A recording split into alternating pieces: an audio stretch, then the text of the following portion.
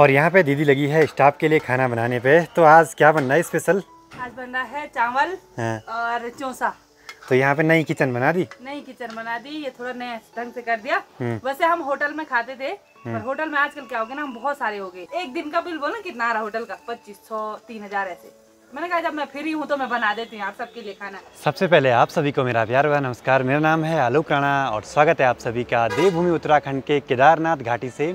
अभी हम हैं सोनप्रयाग मार्केट में और कल हम यहाँ पे पहुँच चुके थे। यहाँ से सोनप्रयाग मार्केट स्टार्ट हो जाता है और यहीं से पार्किंग में जाने का रास्ता भी है। यहाँ नीचे पे बहुत सारी गाड़ियाँ लगी हुई हैं जो कि सभी लोग केदारनाथ धाम की यात्रा पे गए होंगे। और सामने पे एक और पार्किंग भी है, वहाँ भी फुल गाड़ियाँ भरी हुई हैं। मैं हूँ अभी दीदी लोगों के होटल के ठीक सामने पे। सुबह से बस वीडियो एडिटिंग पे लगा था और अपना काम निपटा के अब फ्री हुआ हूँ। और यहाँ पे ना सभी गाड़ियों को रोका जाता है क्योंकि यहाँ से नीचे पार्किंग का रास्ता है। आगे सिर्फ वही गाड़ियाँ जाती हैं जो यहाँ शटल सेवा में लगी हैं, लोकल गाड़ियाँ। बाकी किसी को भी आगे जाने की परमिशन नहीं है क्योंकि इसके आगे का जो रूट है ना वो यहाँ आगे पे सकरा है, तो यहाँ पे जाम लगने की समस्या हो जाती है। बाकी जिसको ऊपर त्रिजुगी नारायण के लिए जाना है वो जा सकता है। कोविड के कारण यात्रा ठप हो गई थी, लोगों का रोजगार बंद हो गया था, जिस वजह से बहुत दिक्कतें हुई, सभी की परेशानियां बढ़ी। लेकिन अब थोड़ा सब कुछ चीज़ें ट्रैक पे आ रही हैं धीरे धीरे। और यहाँ देखिए इतनी सारी गाड़ियाँ, ये सभी कुछ लोग ऊपर यात्रा के लिए जा रहे हैं, कुछ लोग यात्रा करके वापस ही आ रहे हैं। और मैंने एक चीज़ देखी है, जो लोग भी यात्रा करके वापसी आ रहे हैं ना, उनके चेहरे पे कुछ अलग ही खुशी है भगवान जी के दर्शन करके। पुलिस प्रशासन भी लगातार अपने काम पे लगी हुई है और पता इनका अहम योगदान है यात्रा को सुचारू रूप से चलाने के लिए।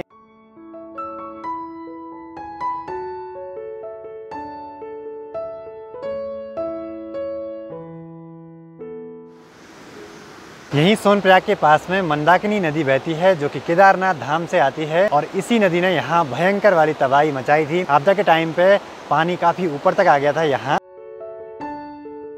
आजकल नदी में पानी कम है तो लगता ही नहीं है कि इसी नदी ने उतनी तबाही मचाई थी उस टाइम पे।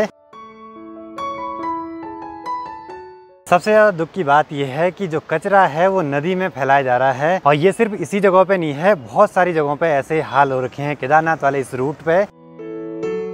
जहाँ इंसान होंगे वहाँ कचरा तो होगा ही, लेकिन कचरे को डिस्पोज करने की अच्छी व्यवस्था बनाई जाए तो इससे छुटकारा पाया जा सकता है। लेकिन यहाँ ऐसा कुछ भी नहीं है। अब यहाँ से ये रास्ता है नीचे पार्किंग के लिए। अभी मैं हूँ सोनप्रयाग की पार्किंग में और यहाँ देख सकते हैं आप बहुत सारी गाड़ियाँ पार्क हो रखी हैं। बाइक अगर आप पार्क करते हैं तो 50 रुपये है 12 घंटे का। और 12 घंटे में अगर 2 मिनट भी ज़्यादा होते हैं ना तो फिर उसके बाद जो अगला चार्ज है वो आप पे पड़ेगा। और जो कारें हैं उनका है 100 रुपये पर गाड़ी का 12 घंटे का। और जो बस और ट्रक हैं, मतलब कि जो टेम्पो ट्रैवलर हैं, इनका है 150 रुपये पर 12 घंटे का। और यहीं से ठीक नीचे मंदाकिनी नदी दिखाई देती है जहाँ की कई लोग गए हुए हैं नहाने के लिए। सामने आप जैसे देख सकते हैं तो सभी इंजॉय कर रहे हैं इन खूबसूरत नज़ारों का, ठंडे ठंडे पानी का। बाकी सबसे ख़राब बात मुझे ये लगी कि यहाँ पे कचरे के डिस्पोज करने की कोई व्यवस्था नहीं है, बस कचरा ना ऐसे ही फैलाया हुआ है। ये देखिए, अगर पूरी केदार घाटी में कचरा ऐसे ही बढ़ता रहा तो बहुत दिक्कत होने वाली है। आने वाले कुछ सालों में यहाँ पूरा कचरा कचरा सा हो जाएगा।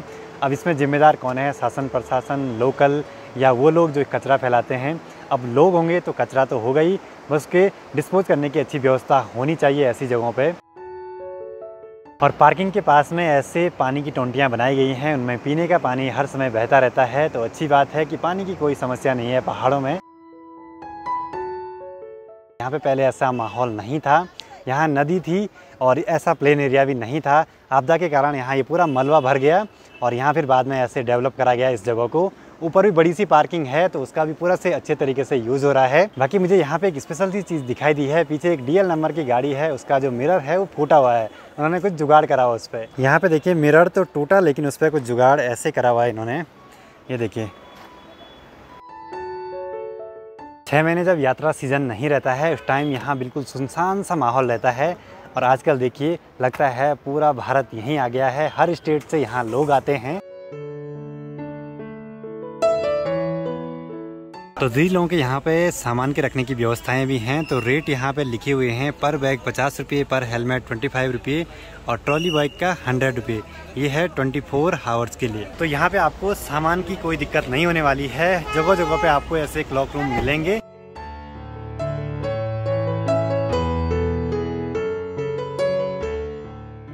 तो यहाँ पे भैया जी हैं जिनकी यहाँ पे ये छोटी सी दुकान है। यहाँ पे रेन कोट मिलेंगे और चढ़ाई पे चढ़ने के लिए आपको डंडियाँ मिलेंगी। तो यहाँ से आप ये ले सकते हैं। कितने रुपए रेट है इनका? 30, 40, 50। अच्छा, 50 वाली कौन है? ये सबसे मोटी वाली। फिर धीरे धीरे जो पतली होती जाएंगी वो सस्ती हैं। अच्छा, रेन कोट का क्या है? रेन कोट एक दाम 200। अच्छा, 200 रुपये फिक्स है? फिक्स रेट है, इससे नीचे नहीं। अच्छा ठीक है भैया। और यहाँ पे कपूर भी रखी हैं। कपूर इस चढ़ाई में सांस की प्रॉब्लम वालों के लिए। यहाँ पे दस्ताने, मोजे और टोपी आपको आसानी से मिल जाएंगी क्योंकि ऊपर काफी ठंडा है, तो यहीं से ले जाने में अच्छा रहेगा। केदारनाथ यात्रा पे ना बहुत लोगों का रोजगार डिपेंड रहता है। कई लोग यहीं के भरोसे रहते हैं। सिर्फ रोजगार के यहाँ कई सारे साधन हैं, तो कोशिश करेंगे आज की इस वीडियो में आपको लगभग हर किसी की थोड़ी सी एक झलक दिखाने की।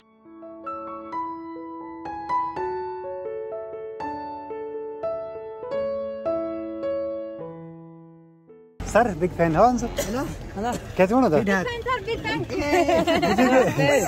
बिग फैन तो यहाँ पे मिला दीपक बिष्ट जो तो जल्दीबाजी में है केदारनाथ धाम से। कैसी रही यात्रा? बढ़िया। और अंशु ठीक ठाक? Bye bye. कूल पहाड़ी गया था केदारनाथ, उसकी वीडियो आपने देखी होगी। तो यहाँ पे अचानक से मुलाकात होगी। थोड़ा जल्दीबाजी में था क्योंकि यहाँ पे गाड़ियाँ रुकती नहीं है, जाम लग जाता है जिस वजह से।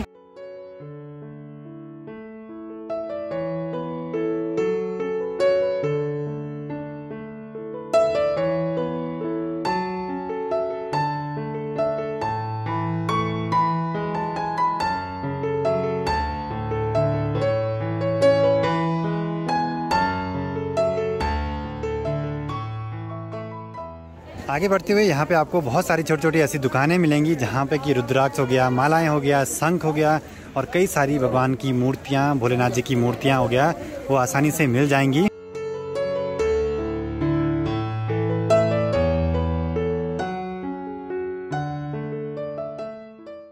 तो सोनप्रयाग से आगे यहाँ पे बांस की ये बैरिकेटिंग टाइप की बना रखी है।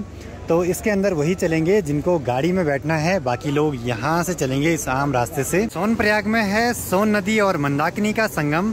जिस नदी का पानी सफेद दिखाई दे रहा है वो मंदाकिनी है और यहाँ से सोन नदी आती है।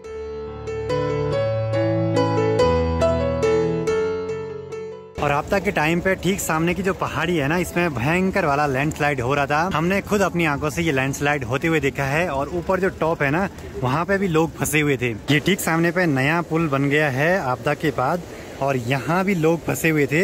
यहाँ पे पुल टूट गया था तो सारे लोग इसी पहाड़ी पे फंसे हुए थे उस टाइम पे, और ऊपर से पत्थर गिरे जा रहे थे। हमारे ही ठीक सामने पे ऊपर पत्थर गिरने से कई लोगों की मौत हुई है, कई लोग दब गए थे उसी टाइम।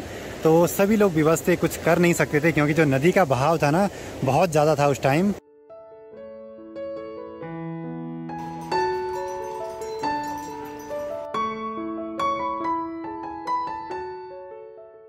यात्रा रूट पे सभी लोग लगे हैं मेहनत करने पे, पैसे कमाने पे, और सबसे ज्यादा मेहनत ना घोड़े खच्चरों की है। उनके बुरे हाल हो रखे हैं, सच में कहा जाए इनकी जिंदगी तो बेकार ही है इस रूट पे। कई सारे खच्चर ना यहाँ इस बार मर भी गए हैं, तो बहुत बड़ा नुकसान होता है एक खच्चर के मरने से भी। और इस नदी में आजकल पानी देखिए कितना कम है। बरसात के टाइम पे जहाँ जहाँ तक ये पत्थर है ना, वहाँ तक पानी भर जाता है। शटल सेवा की गाड़ियाँ आपको यहीं तक छोड़ेंगी और यहीं से शटल सेवा की गाड़ियाँ गौरीकुंड तक के लिए जाती हैं, जिनका किराया 50 रुपये है पर पर्सन के हिसाब से।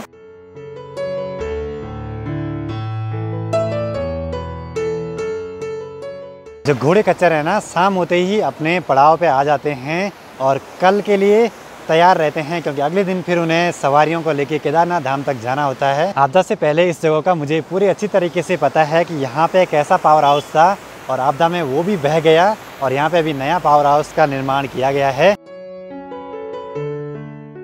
इस टाइम भी कई यात्री लोग यहाँ की जो लोकल गाड़ियाँ हैं उनमें ऊपर तक जा रहे हैं, और कई लोग गौरीकुंड में रुकेंगे और उससे आगे तो अब जाने नहीं देंगे शायद।